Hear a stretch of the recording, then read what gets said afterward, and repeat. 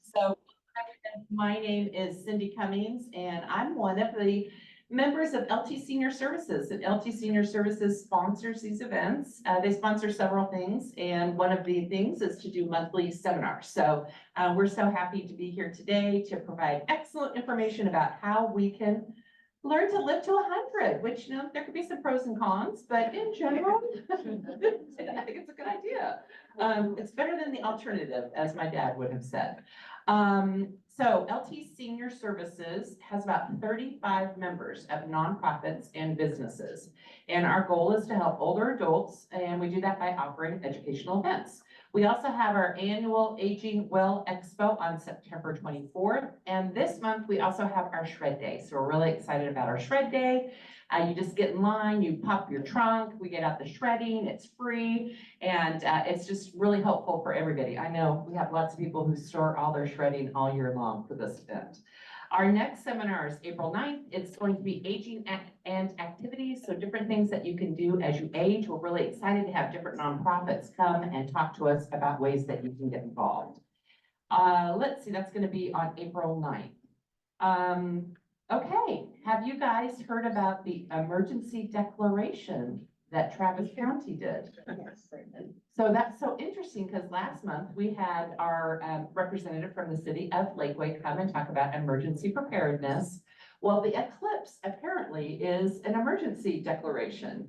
And so if you read about it, it's really interesting. They think that we could have 250,000 to 1 million more people come to our area for the eclipse. So when you think about 1 million more people around, there could be some emergencies. So that's why they're declaring emergency preparedness. And the schools are out. Did you all know that? Yeah, the schools are closed for the day. And they are recommending that we stay home if we can and watch the eclipse from our house, which why wouldn't you? Because we have the best views apparently because millions of people are coming to Austin. So, but we have something fun from my company, and I am Cindy Cummings. I am a realtor. I fail sometimes to introduce myself, but I also have a company called Turnkey Transitions, and we help elder adults move from their homes into their new living situation, whether it's a senior living community like Stephanie's or in with kids or whatever. So I have eclipse glasses, and so I'm going to hand them out to you if you would like them. So hold on 1 second. Just hold on. You can just hand them. Yeah, she's like, sure. So I have eclipse glasses. If you would like to take one per household, we are happy to provide these for you. When you watch the eclipse, you'll see it better if you use eclipse glasses. And we also don't want you to damage your eyes, so do not look at the sun. So Natalie's gonna hand those out. Just hold up your hand and she'll hand one out to you if you want it. Or just hand it out to everybody. Why wouldn't you take one? I don't know. Well, everybody needs one, right? Okay. One of the other things that we've been working on is emergency preparedness.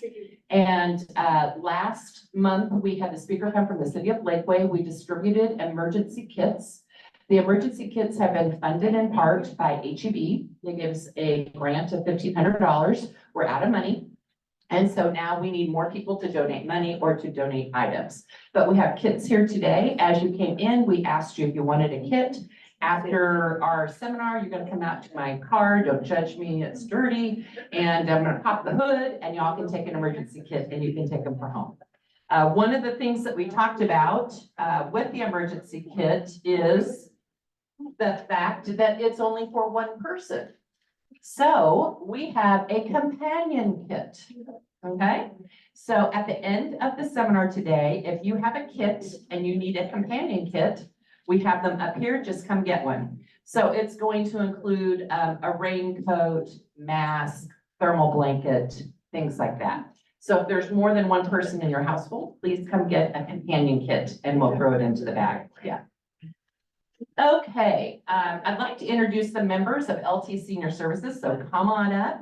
And each of the members is just going to take about 30 seconds and just describe their business and how they can help older adults. Of course, our most favorite partner is the Lake Travis Library. They're awesome. Hi, everybody. I'm Morgan McMillan, the director here. I usually talk about tech help, our home delivery service, free resources like ebooks, but I'm going to talk about two fun things today. Number one, has anyone been to our live music series on Friday afternoons at 3 o'clock? This Friday, in honor of St. Patrick's Day, we have Knockberry Bridge with Irish music. So they're one of my favorites, Friday at 3 o'clock. The second thing I want to talk about, has anyone attended our Great Decision series? Thank you, thank you. We just started it again for 2024. It is sponsored by the Foreign Policy Association. We have 8 topics every year, such as climate change, Mideast realignment, AI, and I usually bring in a professor. It started last Thursday, so it'll be next Thursday, every other Thursday night. I didn't speak about it very well, so if you want to know more, please come ask me, or I'll give you calendars or our website, but it's open to the public. And if you like to learn and think about global affairs, that's for you. Thank you. Awesome, thank you. And this is Stephanie. Stephanie's from Arbor Terrace. Hi, good morning, everybody. My name is Stephanie. I'm from Arbor Terrace. We're an assisted living and memory care community. We're located next to Baylor Scott and White Hospital.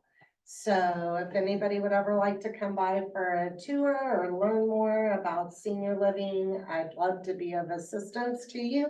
I have some information in the back, as well as, since you're all gonna live to be 100, I wanted to provide you with a bucket list book. So we have some of those back there as well. If you're interested, please feel free to pick one up. My cards are back there. I'd love to treat you to lunch or a tour anytime you might like to come learn more. Thank you. And this is Whitney from Sacred Stories. Good morning. I'm Whitney Myers. I am a personal historian specializing in legacy and tribute films. So individuals or families hire us to interview themselves or their loved ones, and we make a mini movie featuring life stories. Many people your age and mine, we want to reflect on our cherished life memories and record them in some way, but we don't know how, or we simply put it off. And I help people get it done in a beautiful, meaningful, and unique way. My business is Sacred Stories, and my website is sacredstoriesfilms.com. I'm in the member directory, and I have some brochures in the back. Thanks. And next we have Scott. Thank you, Cindy. I appreciate it. Good morning, everyone. My name is Scott Schiller. I'm a board certified financial planner, and I have my own financial planning firm. And my passion is helping my clients answer their important financial life questions. Am I invested properly? Do I have enough to retire? How much do I need to save? What are my goals and what are my dreams in life? And so that my passion is helping them prepare and set up for that. So of course, as a financial planner, we love preparedness. And so this is right up our alley in terms of today's topic. But one question that has been coming up more and more that I'm also is a specialty for me is, are my adult children prepared financially for money I might be passing to them? What do their finances look like? Are they in good shape? And so if those are questions that you have, please, I'd love an introduction and be happy to work with them and yourselves, help your family achieve what they need to. So thank you again, Scott Schiller. I'll be around. I've got cards. Please come right up to me. Thank you. Thank you, Cindy. All right. Okay, I do have to do a little shout out because I did have help compiling the 20 emergency kits. Can you imagine what your house looks like? And your tables and chairs? Well, my grandson helped me. He's 5 years old. And it was a whole counting project. It was 1, 1, 1, 2, 2, 2. So we had a lot of fun. So with love, we have made the emergency kits for this time. Okay, without further ado, we're going to introduce Dr. Mark Carlson from Be Well MD. Dr. Mark Carlson, a board certified physician with over 30 years experience, specializes in geriatrics and internal medicine. Initially dedicated to medical oncology for 2 decades, Dr. Carlson significantly influenced treatments that are now standard in cancer care by blending medical technology, compassionate care, and clinical research. Identifying a gap in healthcare for aging adults, Dr. Carlson founded Be Well MD, a practice designed to provide medical services directly to seniors in their homes. The practice emphasizes the patient-doctor relationship, convenience, accessibility, and individualized care. In addition to clinical practice, Dr. Carlson advocates for research-based care. To integrate research into his practice, he established Be Well Clinical Studies, which focuses on older adults and aims to discover more effective preventative and treatment options for senior-related conditions such as dementia. Both Be Well MD and Be Well Clinical Studies operate in Austin, Texas. Dr. Carlson has patients right here in Lakeway. Under Dr. Carlson's leadership, both companies are committed to making a lasting impact for seniors today and into the future. So Dr. Carlson will be talking about living to 100. He is one of our most favorite speakers. He always gets high scores in regards, and we can't wait for him to teach us how to live to 100. Thank you. Thanks, Cindy. It is true that I've been part of Lake Travis Senior Services for since the inception. Right? we'll just say that. Okay, very good. And I always enjoy coming and being with you. So thank you for inviting me again. Cindy was very kind in her introduction. I'm not sure all that is true, but thank you. And Cindy is one of my favorite people, and she's one of the best advocates for seniors anywhere. And you mentioned that you're out of money for the emergency kits. Okay.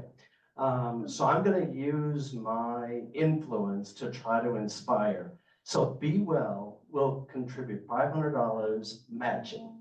Thank you. Okay, so all of you take that and I'll match anything up to $500. Thank you, Dr. Okay. Okay, so now on to the blue zones. Does anybody know about the blue zones? Okay, most of you, or a good share of you, good. For those of you who know, hopefully I'll peel back a kernel or two that you haven't heard of. And for those of you who haven't heard it, hopefully I'll inspire. And so first of all, I'm a doctor. Doctor has been my identity since 1991. And of course, being a doctor, I'm a narcissist. So we're going to talk about my favorite topic. That's me. Anyway, but my story is not one to emulate. My story is one to learn from and try to avoid.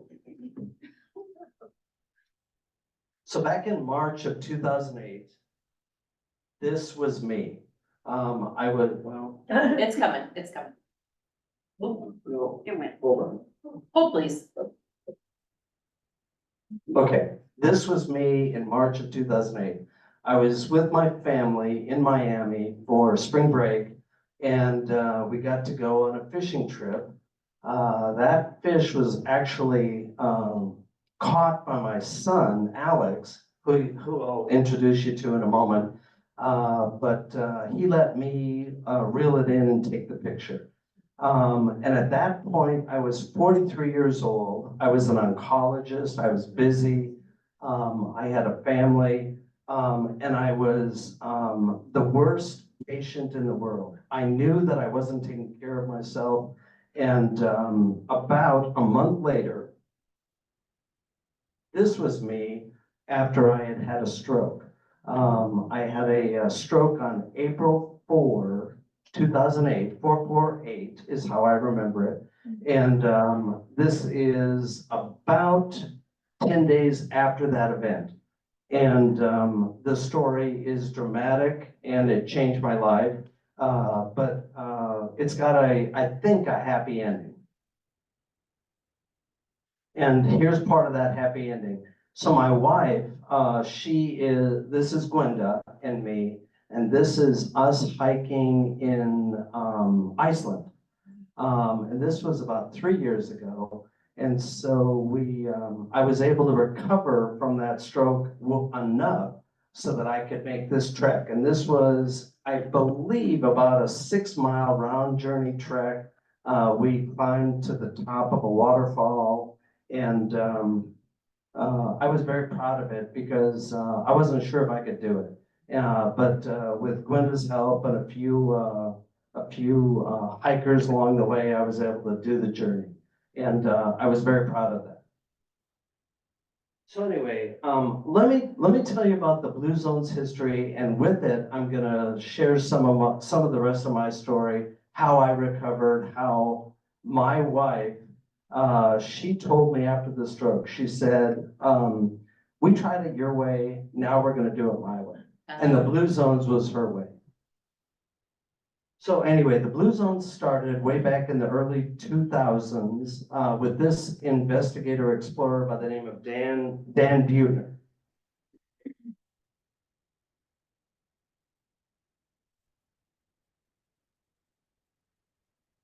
And he started this longevity project known to be the Blue Zones. And the Blue Zones is quite an innovative name. He and his fellow explorers laid out a map on the table, and they looked for areas around the world where there were high numbers of centenarians. And everybody knows what a centenarian is, those who live to be age 100 or beyond. And wherever there was a density of centenarians, they took a blue Sharpie and circled it. And thus the Blue Zones were named. They were very innovative.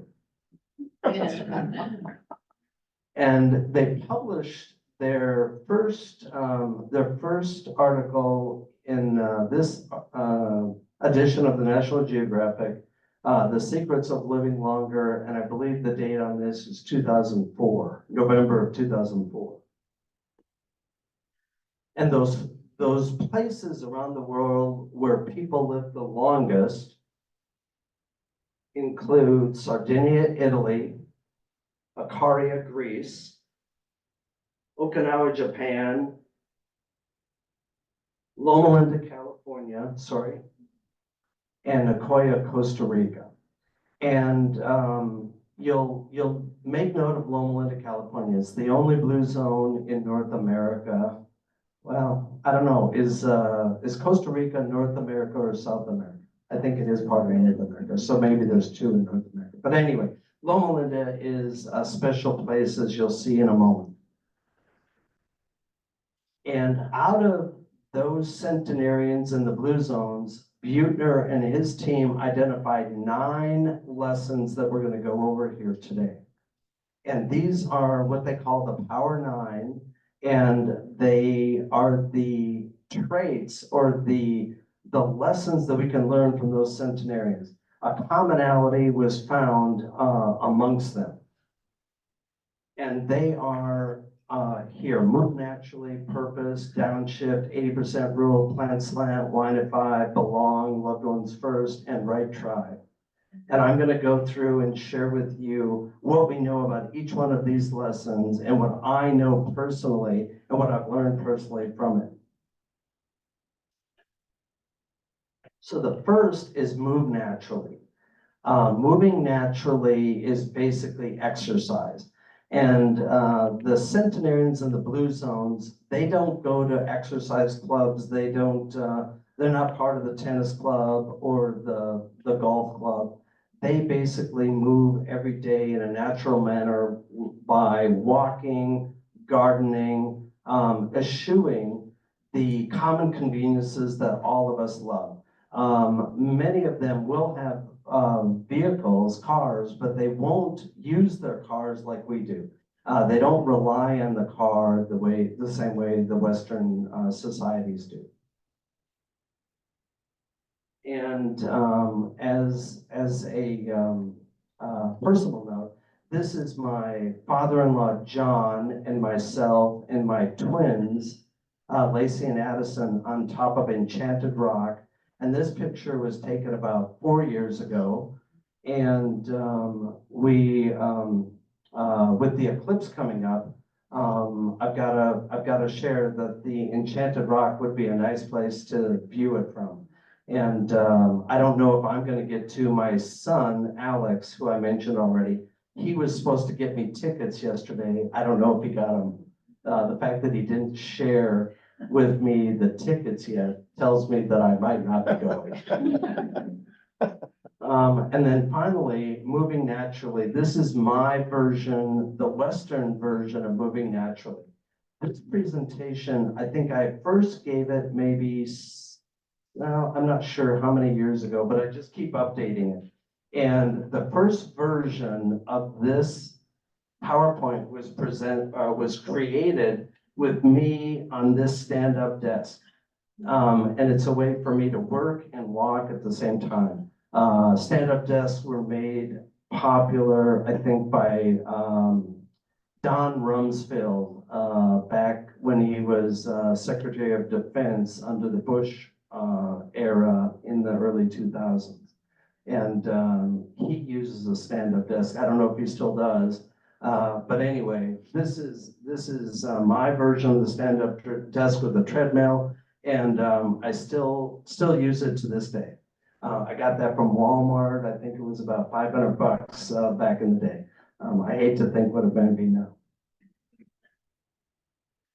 The Move Naturally clinically, we have all sorts of evidence that support this. These are just 3 of the articles that I cite. But there are literally tens of thousands of articles in the medical literature that support the importance of moving naturally. I suspect most of you already know this. The fact that you're here and you're engaged and you're living into your retirements, I suspect, well, means that you move. And one of the first things that I tell my patients, almost no matter who they are, is you gotta move. Movement is medicine. And I learned this in medical school. I learned it during my training. I learned it from the Blue Zones. I've known it my whole life. Unfortunately, I didn't start moving until my wife insisted that I do so. And here's another picture of Gwenda under the heading of purpose. And purpose is another lesson from the centenarians. All of those centenarians in the Blue Zones have a purpose in life. What the Nicoyans from Costa Rica call plan de vida, a reason to get up every morning. What's your reason for getting out of bed? And of course, I've got my wife, I've got my medical practice, I've got these 7 children. This was a picture from about a decade ago. You'll see Alex on the far left or far right. And then James is the oldest. Sitting right, James is in the middle. Sitting to the right of James is Michaela.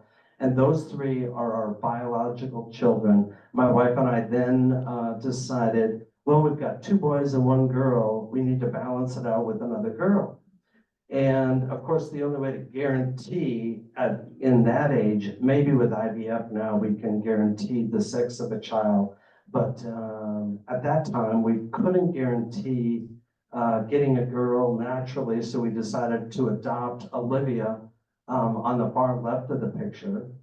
And that turned out so well that then we decided to adopt 3 more. Kaylee, Addison, and Lacey, our 3 youngest.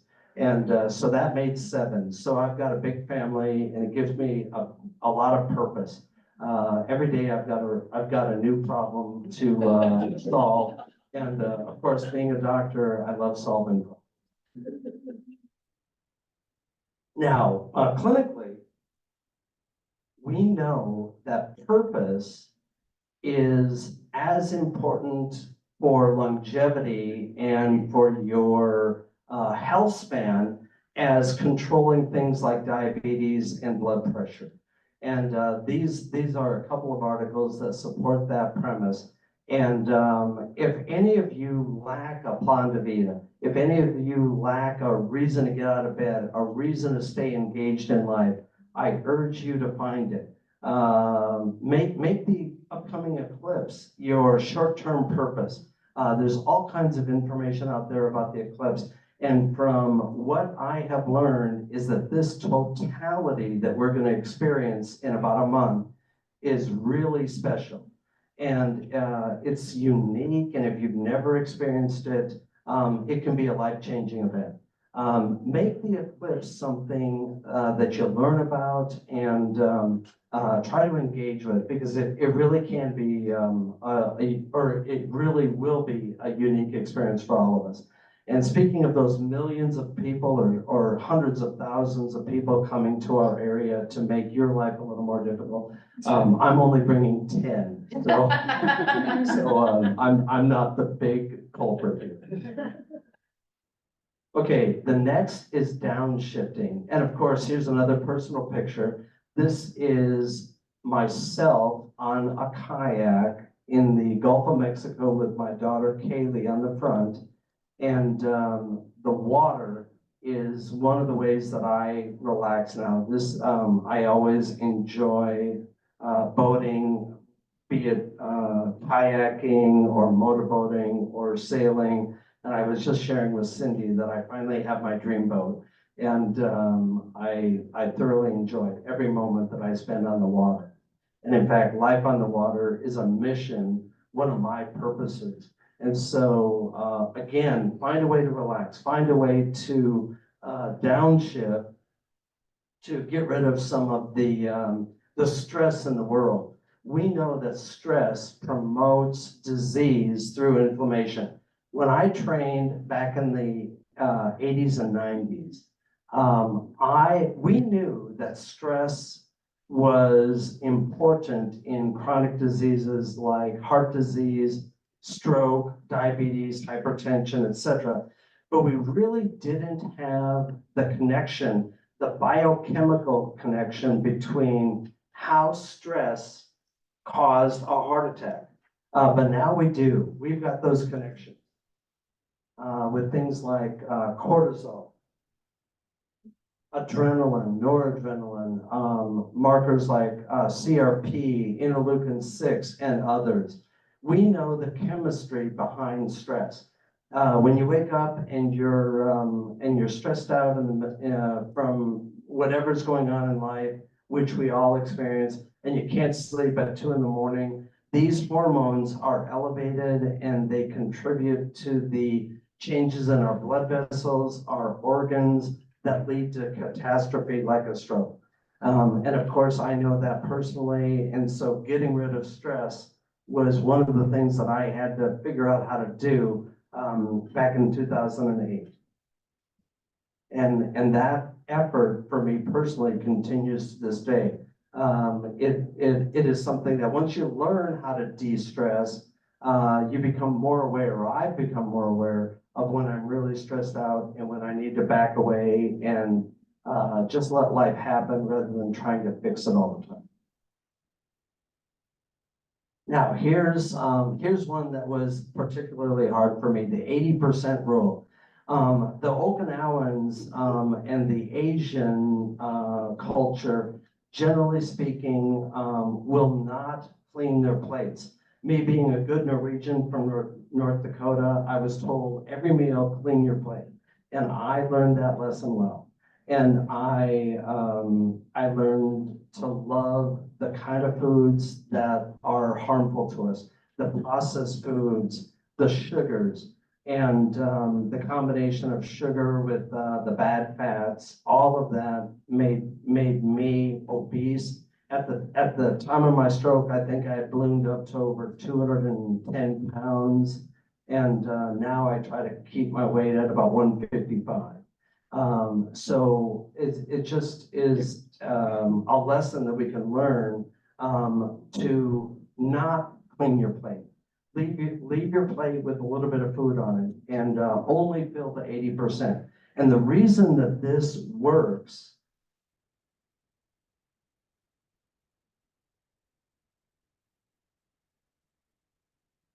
has to do with the brain-gut connection. So the gut will fill up and the brain doesn't know it for another 15, 20, 30 minutes. And so in that 15, 20, 30 minutes, each of us can enjoy another Twinkie, another piece of pie, another scoop of ice cream. And then of course we don't feel bad until half an hour later when you say, oh, I shouldn't have eaten that last piece of pie. And I experienced that so many times in my younger years. And fortunately, with the help of my wife, I adopted the 80% rule along with these other lessons. I don't do them perfectly, but I do them much better now than I did then. And this is an important one. And looking at the room, I would say that most have figured out this lesson to some degree or another.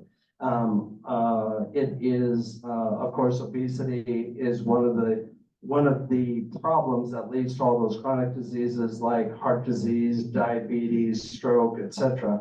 And by adopting the 80% rule, we can avoid a lot of that.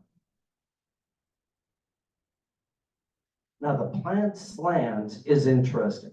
The Mediterranean, or excuse me, the centenarians in the blue zones were not vegan, they were not vegetarian, but they did get a majority of their calories from fruits and vegetables.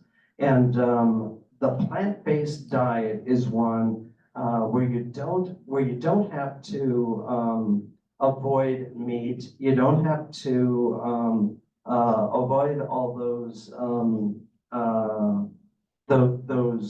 non-vegan, non-vegetarian foods.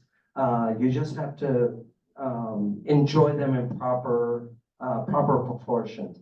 And so I call myself a flexitarian. I'll eat almost anything, but I eat them in the proper proportions and try to avoid the processed foods and the sugars. I think the sugars we're learning how terrible sugar is for us. And it is truly an addiction. And I remember, I don't know if I have the picture, but I'll see. Oh, well, here is my 50th birthday party. And this is the cake that my daughter Olivia made for me.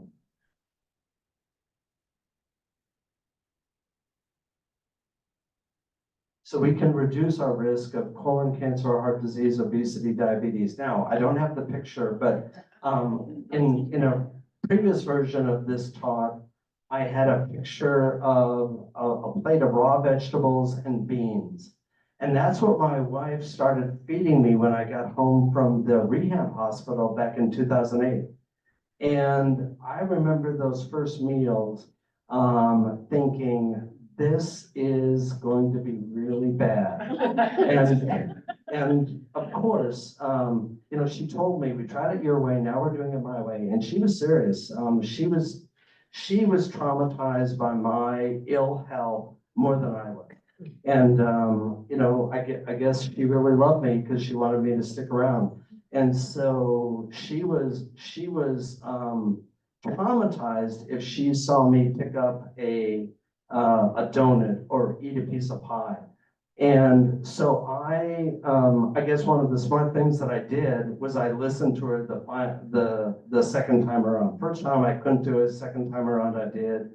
And it was amazing to me because so many people had told me that if I give up sugar, that my craving for sugar would go away. And I never believed them. I quite honestly thought that was BS. And I was wrong because within about a month, my cravings for the donuts and the pies and all of those sweet things that I had been ruining my life with, it went away. And so that bowl of beans and a plate of vegetables became something that I enjoyed. And it's hard to, or it was hard for me, and I suspect it's hard for most, to understand how your metabolism and your taste can be modified just by avoiding those processed foods. It worked for me, and now I'm able to maintain a proper balance with my diet. And I think the plant slant can be one of the hardest things to adopt, but it has some of the best benefits for us in terms of our health span and our lifespan. Now, this is usually a favorite. The centenarians in the blue zones enjoy wine, and particularly red wine. And we have pretty good evidence that this can be beneficial with health. However, the key to it is moderation.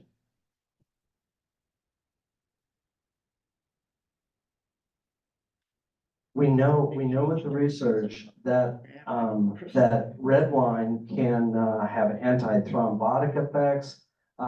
It can improve HDL cholesterol, antioxidant effects, and improve insulin sensitivity, as well as anti-inflammatory effects. And so the red wine is my really one indulgence that I enjoy. And red wine is something that you have to be very careful, or any alcohol, I think you have to be careful with. Meaning, there are some of us, of course, who are addicted to alcohol and find it impossible to use inappropriate doses. And the way the centenarians use wine is typically with a family meal every day, and in small portions, 1 or 2 servings. And you can't save it up and enjoy 14 glasses of wine or alcohol on Saturday night. You got to do it every day in moderation. And this is the one that I usually advise talking to your doctor about before you start. If you're a teetotaler, you don't want to dive into the wine lesson without proper advice from your physician. Now, belonging is interesting to me. Nearly all of the centenarians, I believe out of all the centenarians they interviewed, only 4 of them did not belong to some sort of a faith-based organization. And those who were part of a faith-based organization, they attended services on a regular basis, weekly. And it didn't matter what faith, whether it was Christianity, Catholicism, Judaism, Islam, Buddhism, Hinduism. It didn't matter. It just means that we think it means you have to believe in something higher than ourselves. And we've got some evidence in the medical literature that this is true.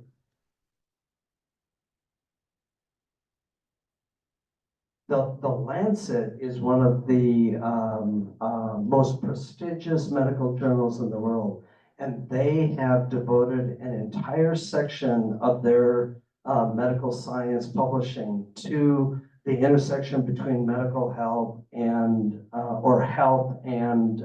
belief systems. And I think that this is one of the interesting lessons from the centenarians. One that we don't fully understand, but I fully endorse. There's something about the universe and humanity where we need to believe in things like a higher power. And I just go to my experience with alcoholism and those individuals who conquer alcohol. We've got some medical treatments that can help a little bit. But the best treatment for them is Alcoholics Anonymous, and I'm sure that you're all aware of 12-step programs and the philosophy of believing in a higher power. It doesn't matter if it's what your belief system is, but it is important to believe in something more than just ourselves.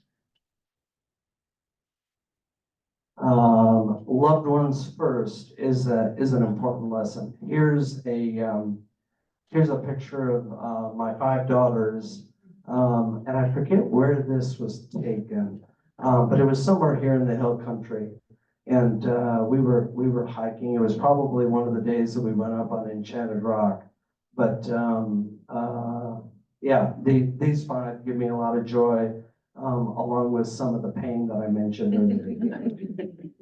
Yeah, the 3 youngest now are 16, 16, and 17.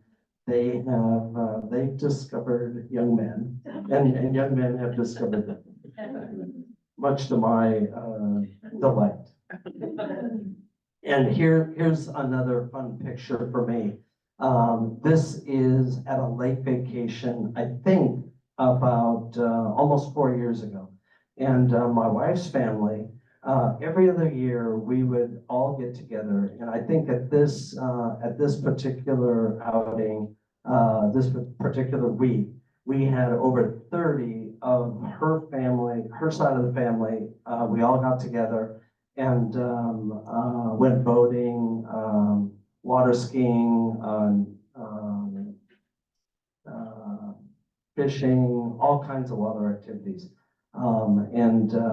The loved ones first is something that I can attest to personally. Without my family, I'm certain I wouldn't be standing in front of you today.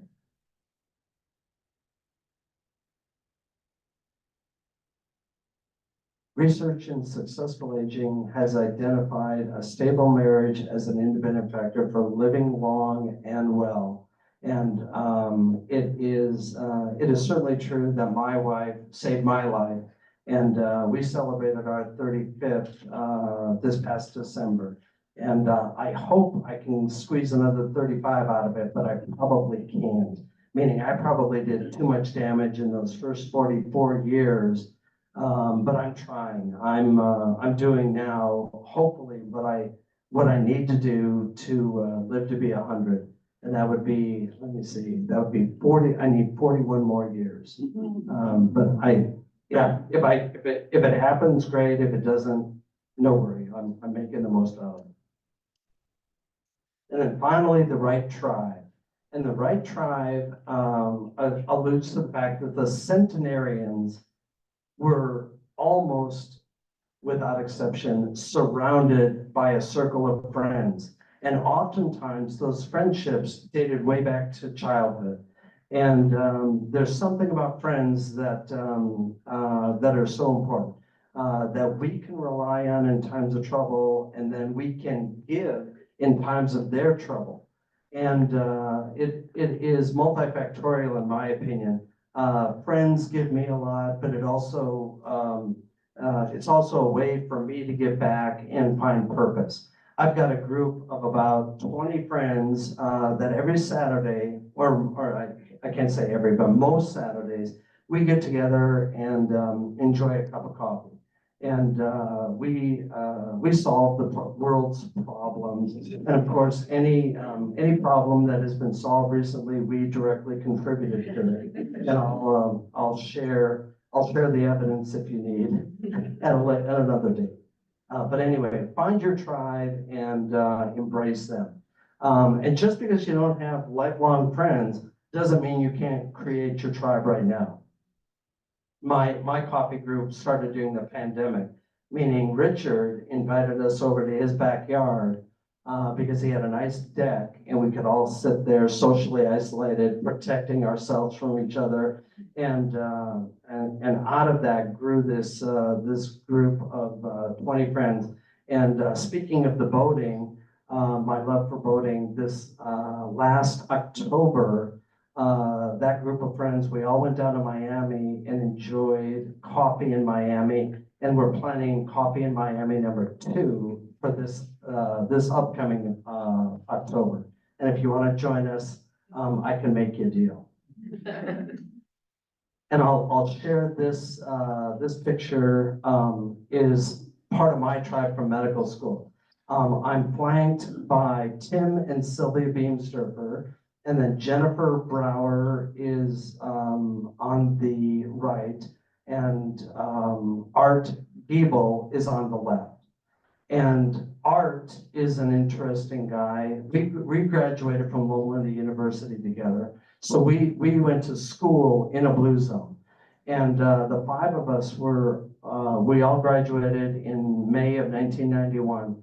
Art is particularly interesting because when this picture was taken at our 25th medical school reunion in 2016, his mother, who I believe was in her early 90s at the time, and was a Loma Linda graduate way back in the 50s, I believe. She was a medical missionary all those years, and she was at the reunion. And I thoroughly regret not getting a picture with Art and her. But anyway, this is my tribe. We've stayed connected ever since medical school. The trauma of those 4 years is alive and well. But anyway, and then just to point out, Tim and Sylvia, my wife and I, we just visited Loma Linda it was about 3 weeks ago, all together to get together. So anyway, that pretty much is it. And so I'll try to stop talking and allow questions. Yes, sir. Why do you think Loma Linda is doing so well, considering so much of the US isn't? The question is, why is Loma Linda doing well? Why is Loma Linda a blue zone? And the answer goes to the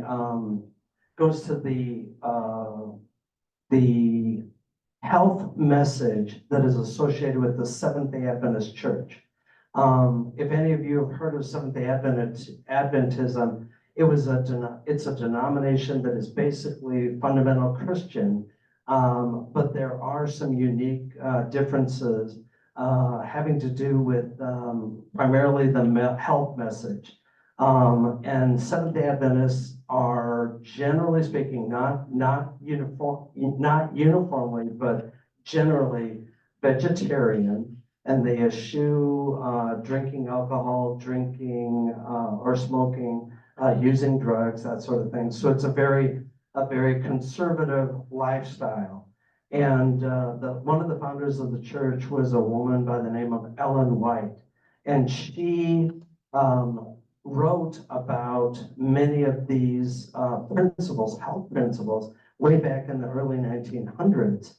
And that, I believe, is the reason that Loma Linda is a blue zone, is because these lessons the Seventh-day Adventists have lived essentially for the entire life of the church. And so there's generation after generation that live in Loma Linda, and the church founded Loma Linda University. Yes. I've been reading recently that they've been reevaluating the recommendation about drinking wine. Oh, absolutely. And so the issue of red wine, I think in order to frame this properly, let me share that these observations from the centenarians, this is not rigorous science. This is basically an observational study. And so these lessons, Buechner and his team, they basically interviewed these centenarians in the different zones, and they tallied up all the different lifestyle traits that they had in common. And so the blue zone in Loma Linda University, they did not, generally speaking, those centenarians generally did not enjoy wine. And so now there is new data coming out, or there is constantly data coming out, either in support of or refutation of these lessons. And so the wine issue is one that is not settled science. And you've heard that phrase before. In my opinion, I think wine in moderation, we do have quite a bit of evidence that it can be helpful. But again, it's something to do very carefully with your physician's advice. And so if we found proof positive that wine at 5 is not a lesson from the centenarians that attributes to their longevity, it won't surprise me. But at the same time, it's the one lesson that I enjoy, so I embrace it. And I have a mic for the next question. Who's next? I've got one from online. Oh, we've got an online one. And Dr. Weil, I'm walking over there. Will you tell us a little bit about the clinical studies that are going on? I will. Yeah, go ahead. Okay, what are your thoughts on sugar alternatives such as monk fruit, stevia, or honey? Okay. Tough topic, regarding, sugar substitutes. In my opinion, we are developing additional, data to, support the use of those types of sugars over the sucrose and fructose that is so prevalent. And so if you have to, enjoy a sweetener with your meal and you're not diabetic, I think those substitutes like honey, monk fruit, stevia are very reasonable in moderation. But I believe also that those substitute sugars, if you're not using in moderation, probably have harmful effects, just like sucrose and fructose do. And so I'll use the analogy of smoking. If you're a smoker and you're smoking 2 packs of Camels a day, and you tell me, Doc, I switched from 2 packs of Camels today to vaping 20, 30 times a day, I'm gonna say hallelujah, because vaping is far better than 40 cigarettes a day. But if you're a teenager and you're not addicted to cigarettes, I'm not gonna tell you to go vape, because vaping is it's a way to get off cigarettes, but it's still not a good habit. And so I think in the analogy with sugar, minimizing our sugar exposure is important for health. And in today's world and in the Western diet, we've all become addicted to one degree or another to sugar. And avoiding sugar, I think, is one of the things that we are learning more and more about in terms of health and longevity. I hope that answered the question. Good question. Another one is, if eating a plant diet, how much protein does a 70-year-old with some osteopenia need to keep their bones strong? Oh boy, how much protein?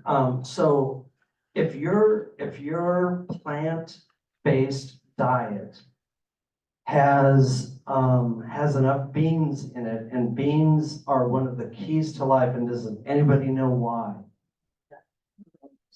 Fiber. The fiber that you get in beans is second to none. And if you're getting protein, or if you're getting enough beans in your diet, you're probably able to get enough protein in your diet. Now, having said that, that may not be true for everybody. So if you're going from a typical Western diet and then switching to a vegan diet or a vegetarian diet, and avoiding the high protein meat sources and dairy sources, then I think it is wise to monitor your protein stores with your physician. I know that before I became a flexitarian, I was a vegetarian, and I always believed the message that I could get all of my protein stores from the beans. And when I switched from vegetarianism to flexitarianism, so I started augmenting my diet with meat and dairy. Or I went from, largely vegan to a flexitarian diet.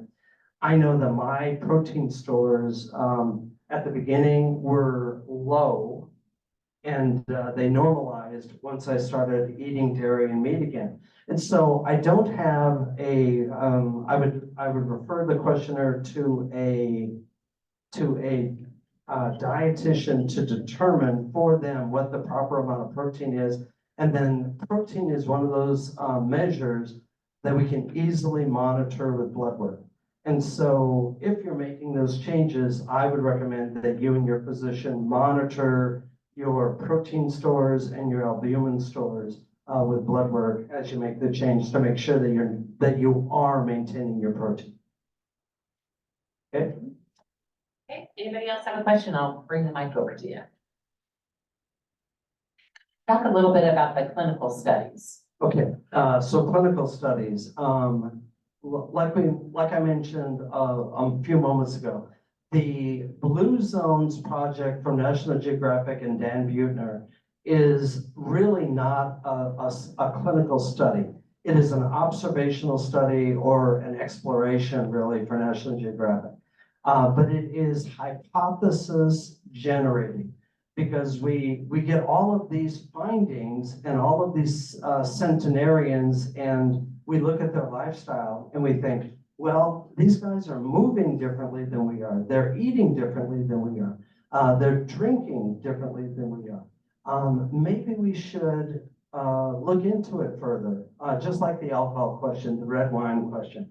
We are looking into it further. There are ongoing clinical studies, and that's the way medicine moves forward. As an allopathic physician, as somebody who was trained in Western medicine and believes in the power of medical science, I started Be Well Clinical Studies because I think there are still so many unanswered questions.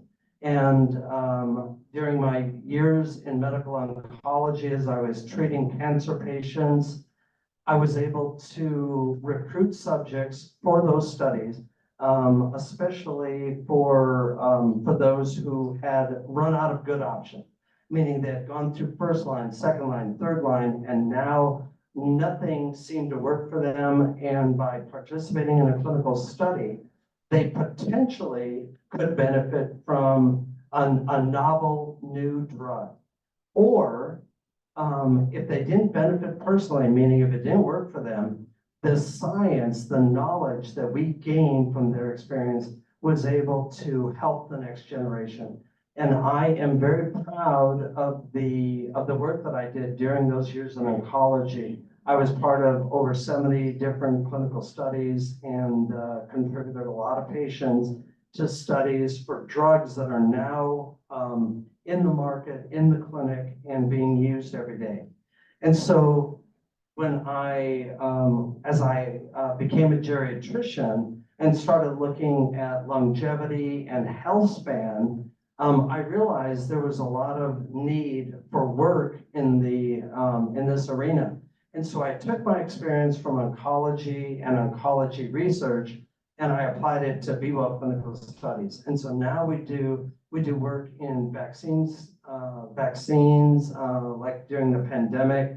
The recent RSV work, we contributed to that. Does everybody understand that we now, after over 60 years of work looking for an RSV vaccine, that we finally have one? Yeah. So somebody's done a good job of educating you. That story is fascinating. It goes all the way back to the 50s and 60s. So first we developed vaccines against polio and smallpox. And of course, you know that we won those battles. RSV was number 3 on the list of diseases, not only in the United States, but worldwide. And the RSV story was much more complicated, and it took us until 2023 to finally develop all the data and develop the vaccine that is now being used for your population, i.e. the geriatric population or those that are 60 and above, but also in the infant and early child population. And so my impression, because of this, your children and grandchildren may see the day where RSV is no longer the scourge that it is. But anyway, so Be Well Clinical Studies contributes to those kind of studies. And not only that, we're working in the arena of dementia. And who knows that Alzheimer's disease saw a breakthrough last year? I see one or two. Yeah, so Alzheimer's disease worldwide, I believe there's over 50 million people suffering from Alzheimer's. And here in the United States, I think the number is 4 to 5 million. And this is the last biggest disease to be lacking a disease-modifying drug. So of course, we can cure some heart disease, we can cure some lung disease, we can cure some cancers. But Alzheimer's disease has not had a drug that could effectively change the course of that illness up until this past year. And the FDA approved the first drug, lecanemab, Leqembi, for Alzheimer's disease. And this is the first step of many more years of work using the molecular biology tools that are available to us in order to solve eventually the Alzheimer's problem.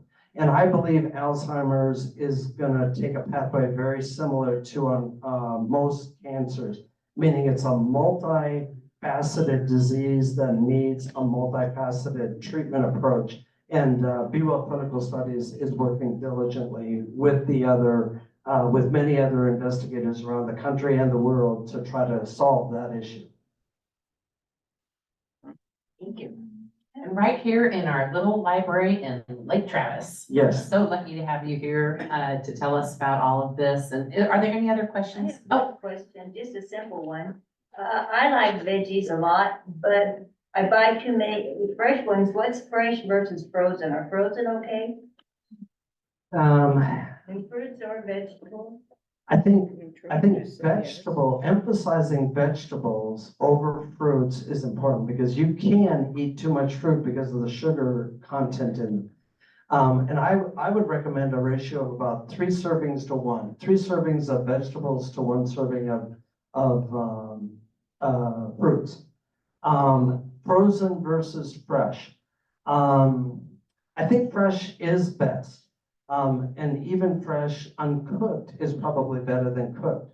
But quite honestly, the differences are relatively negligible. So if your diet is devoid or lacking in vegetables, whether you get it with cooked vegetables or frozen vegetables versus fresh, I don't care. Meaning get your vegetables. And I personally eat all.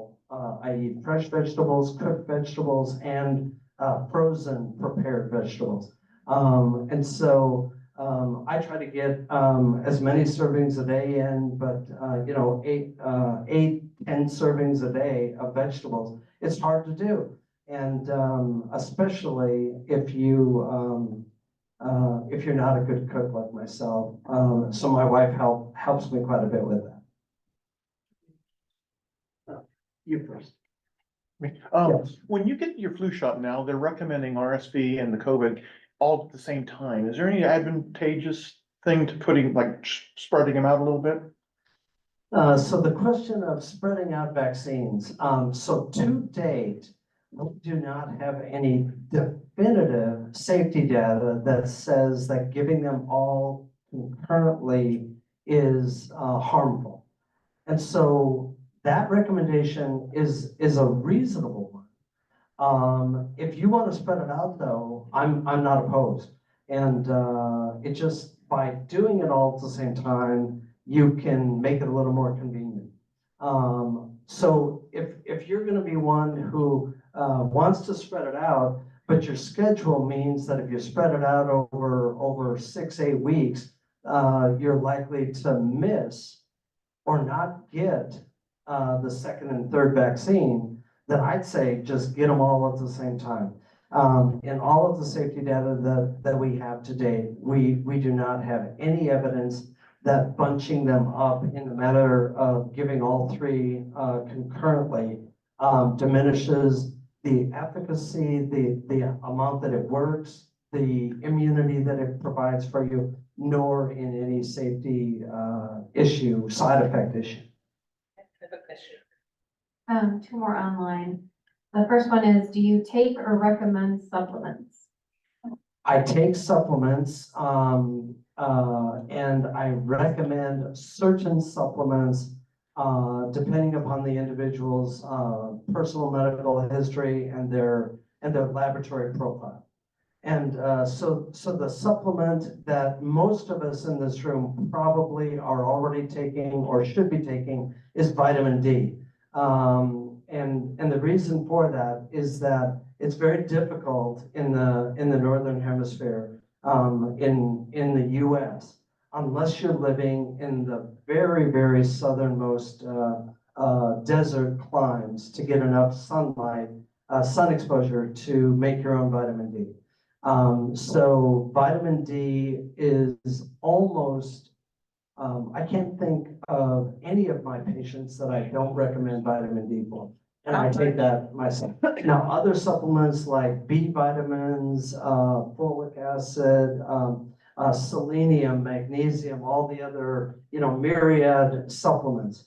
For the most part, we don't have great evidence for it.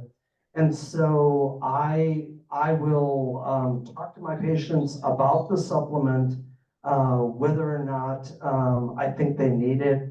Most times it'll be an answer like something like, I don't know if you need this. I don't know if it's going to hurt you, nor do I know that it's going to help you. If you want to try it, I'm okay with it. And we just give it a try and see if they have any untoward effects. If they have effects like nausea, vomiting, orthostasis, or any other side effects, then we obviously discontinue it. What dose of vitamin D do you recommend? I'm sorry? How much vitamin D daily do you recommend? So for vitamin D, it's kind of like the protein issue, meaning we can measure vitamin D and we Right. can make individual recommendations based upon your individual Your level. blood chemistry. Yeah. So if somebody is severely deficient, a normal level is 30 and above on most labs. So if you came into me and your level was 10 or 15, I'd probably recommend that you start a regimen of 5,000 international units daily and monitor by repeating the blood work in about 4 weeks and then modifying the dose after that. Vitamin D, you can become toxic. I've only seen it one time and it was rather dramatic. But this was a woman who was, I think she was very deficient, severely deficient, and they recommended that she take 50,000 units a week. And that is a standard dosing recommendation for deficiency. And unfortunately, this was during the pandemic and she didn't get good follow-up. And she modified the dose from 50,000 units a week to 50,000 units a day and did that for over a year. And so I forget what her level was, but she was very toxic. And fortunately, she was able to stop it and she did recover to some degree. Can we have another question over here? How do you season your vegetables? I enjoy spice, and so pepper, red pepper flakes, Tabasco sauce, habanero peppers. That's the way I enjoy my vegetables.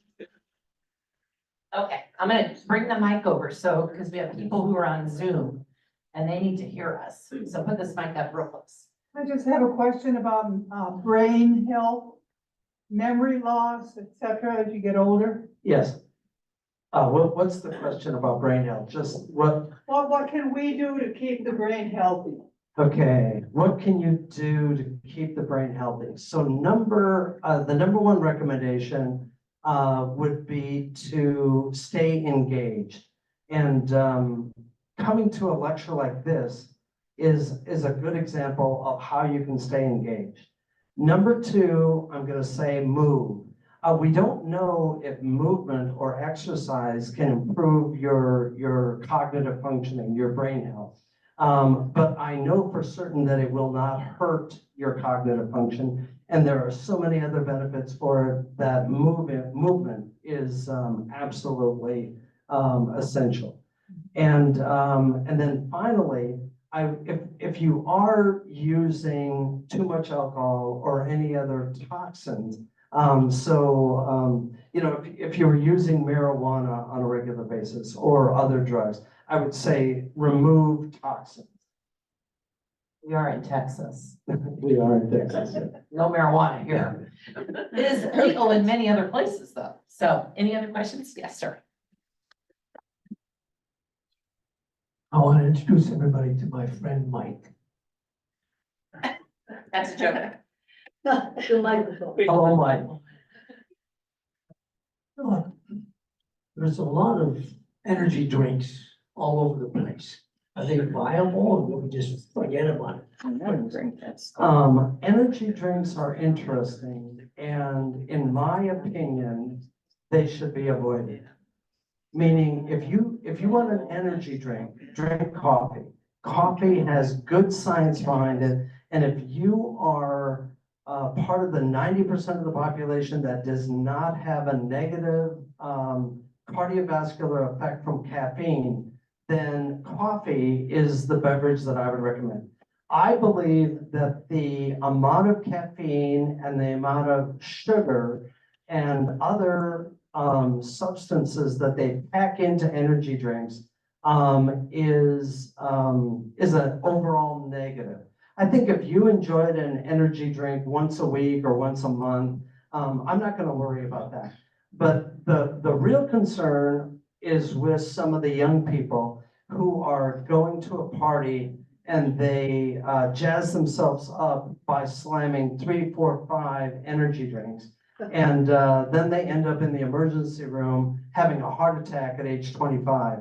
And there are real examples of that kind of thing happening. And so I personally do not, I've tried, my daughter enjoys energy drinks. I recommend that she doesn't use them. So I've tried hers. I've never drank an entire energy drink myself. And I would recommend that you avoid it. Any other questions? Hearing none, I think we are in conclusion. Thank you so much, Dr. Carlson. And for the recipients who have not gotten their emergency kit, if you will follow me out to the car, we'll check your name off and get your bag done. But Dr. Carlson will be here for a little bit. Oh, you're supposed to answer a question about Vertex. I'm sorry, hold please. Vertex, hold, one more thing. We are participating in a clinical study with sciatica pain. And so we are currently recruiting individuals who suffer with pain in a leg, one leg, and the leg pain has to be worse than the back pain. But if you're interested in pursuing participating in a study that is going to contribute, in my opinion, to a new type of pain medicine that we sorely need, by all means, let us know and we'd be glad to evaluate. Great. All right, everybody, it's over. Thank you for coming.